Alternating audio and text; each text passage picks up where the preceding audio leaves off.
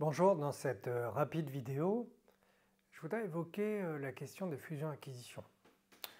Bon, j'ai pu lire et entendre de la part de consultants en fusion-acquisition, mes advisors, que normalement en 2026, on devrait avoir un peu plus de fusions-acquisitions en Europe. C'est plutôt une bonne nouvelle, c'est souvent le signe que ça fait du bien à l'économie. Mais par contre, ce qu'on observe sur le terrain, c'est que souvent ces fusions-acquisitions, ils ont du mal à pouvoir délivrer leurs promesses. On a une baisse progressive de la valeur ajoutée. Et après 20 ans d'observation, beaucoup de lectures aussi sur le sujet, j'ai une conviction, c'est que la plupart du temps, les personnes qui sont en charge d'accompagner la réussite de ce type de projet ratent leur cible. Pourquoi ? Ils oublient en fait la psychologie des organisations. Quand vous faites une fusion entre deux entités, c'est deux systèmes humains avec une histoire, un fonctionnement, une culture, un héritage psychologique, des personnes, leur subjectivité, et tout ça, on va devoir réussir à en faire une entité tierce. Alors souvent, il y a le sentiment qu'il y a des perdants, des gagnants, mais il y a d'autres dimensions. Alors premièrement, ce qu'on peut observer, c'est que les ressources humaines et les responsables du projet sont souvent focalisés sur la dimension, on va dire, humaine, plutôt sur l'aspect convention sociale, paye, enfin les dimensions RH un peu techniques, et pas suffisamment sur la dimension relationnelle et humaine. Ils n'ont pas de diagnostic en fait de ce qu'est la culture, l'histoire, là où on en est l'entreprise, et donc ils naviguent à vue, il n'y a pas de plan d'action. Et donc finalement, on va un peu forcer les choses, on va avoir du coup effectivement les deux entités qui vont être obligées de fusionner. Il y en a souvent une qui a un peu plus, celle qui a racheté l'autre notamment, qui a plus de pouvoir, qui va un peu imposer son point de vue. Et puis après, on va m'appeler 4-5 ans après parce qu'il y a tout un tas de difficultés.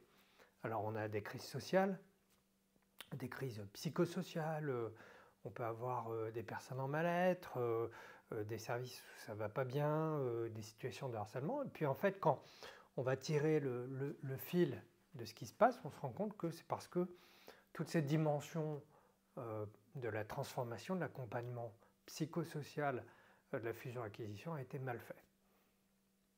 Et finalement, on va se retrouver avec tout un ensemble de problématiques un peu perlées.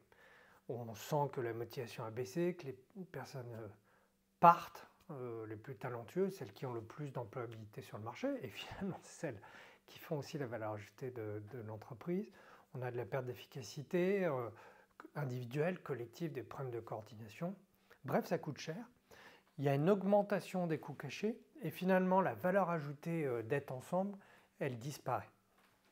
Elle est grignotée progressivement par cette espèce de phénomène des coûts cachés qui sont en plus ni analysés complètement avec une vision d'ensemble et donc encore moins maîtrisés. Alors, je pense qu'il y a vraiment 3 éléments qui sont essentiels dans les fusions-acquisitions.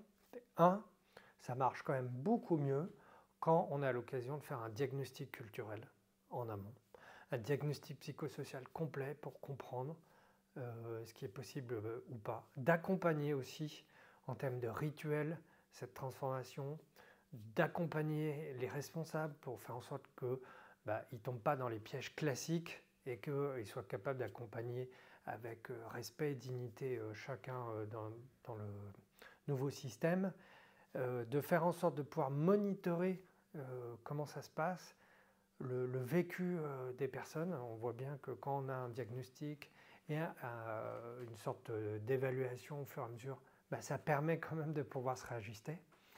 Et puis de pouvoir accompagner aussi les managers par rapport à ces situations et les collectifs, de créer des espaces dans lesquels on peut élaborer. C'est un aspect un peu peu complexe. C'est quelque part, si on prend une analogie, c'est un peu une famille recomposée. Bon, il ne suffit pas d'aller voir le notaire pour que ça soit réglé. Il y a tout un ensemble de dimensions complexes et on sait bien que souvent ça peut fonctionner, mais ça peut aussi ne pas bien fonctionner. Et ça a besoin d'être accompagné souvent par un tiers qui va créer un espace-temps un peu différent et qui va permettre justement à chacun de pouvoir élaborer par rapport à cette situation.